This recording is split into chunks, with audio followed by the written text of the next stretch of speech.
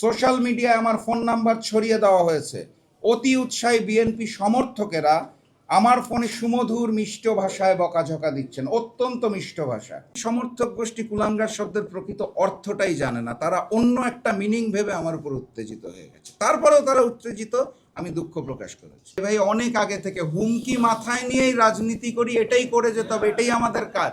এটা বাংলাদেশের সকল রাজনীতিবিদ পায় বলে আমার বিশ্বাস। আমি জনাব তারেক রহমান ও সালাউদ্দিন আহমেদের কথার প্রতিফলন দেখার অপেক্ষায় আছি।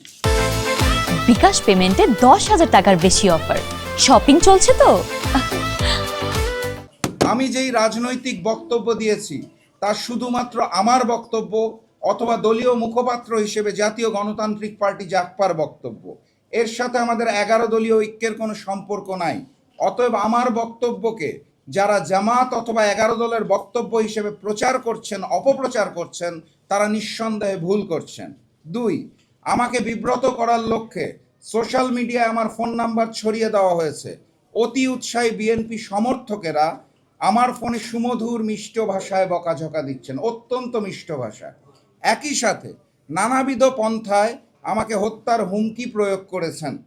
জুলাই গণ অভ্যুত্থান পরবর্তী বাংলাদেশে বাক স্বাধীনতার এত চমৎকার উদাহরণ আমরা কেউই আশা করি নাই। আমি অত্যন্ত বিনয়ের সাথে বিএনপি সমর্থকদের বলতে চাই, জুলাই গণ অভ্যুত্থানে আমার জুলাইয়ের 19 তারিখে মৃত্যু হতে পারত।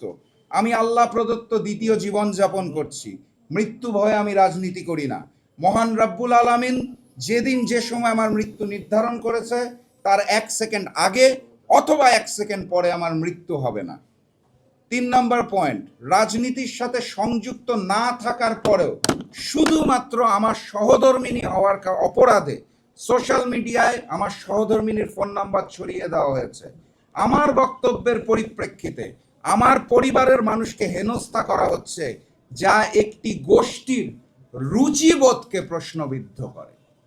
4 নাম্বার, আমার বিরুদ্ধে প্রতিবাদ করতে যে আমার মরহুম দাদা পাকিস্তান আমলের স্পিকার মুসলিম লীগ নেতা গমিরুদ্দিন প্রধানকে রাজাকার বলা হচ্ছে, অথচ বিগত আওয়ামী লীগ, বিএনপি সহ কোনো সরকারের আমলে গমিরুদ্দিন প্রধানের নামে এই ধরনের অপবাদ কেউ কখনো দেয় নাই। নতুন বাংলাদেশে নতুন অপবাদ পাওয়া গেছে। 5 নাম্বার, আমার বিরুদ্ধে প্রতিবাদ করতে যে আমার মরহুম পিতা জাগপা প্রতিষ্ঠাতা সভাপতি শফিউল আলম প্রধানকেও রাজাকার বলা হচ্ছে, অথচ ইতিহাস বলে শফিউল আলম প্রধান 71 সালের 23শে মার্চ পরাধীন বাংলার দিনাজপুরে পাকিস্তানের পতাকা নামিয়ে স্বাধীন বাংলার পতাকা উত্তোলন করেছিলেন। তিনি একজন বীর মুক্তিযোদ্ধা ছিলেন। একজন বীর মুক্তিযোদ্ধাকে এই নতুন বাংলাদেশে রাজাকার বানানোর এই মিথ্যা চক্রান্ত নিন্দনীয় কাজ। সর্বশেষ পয়েন্ট, একইভাবে আমার মরহুম পিতা জাগপা প্রতিষ্ঠাতা সভাপতি শফিউল আলম প্রধানকে আমার বিরুদ্ধে প্রতিবাদ করতে যে মহসিন হলে সংগঠিত 7 খুনের হত্যাকারী বলা হচ্ছে, অথচ যারা বলছেন তাদের নেতা বিএনপি মহাসচিব মির্জা ফখরুল ইসলাম আলমগীর সহ অসংখ্য বর্ষিয়ান বিএনপি নেতাদের মুখে পাবলিক মিটিংয়ে আমরা শুনেছি এটা একটা মিথ্যা অপবাদ।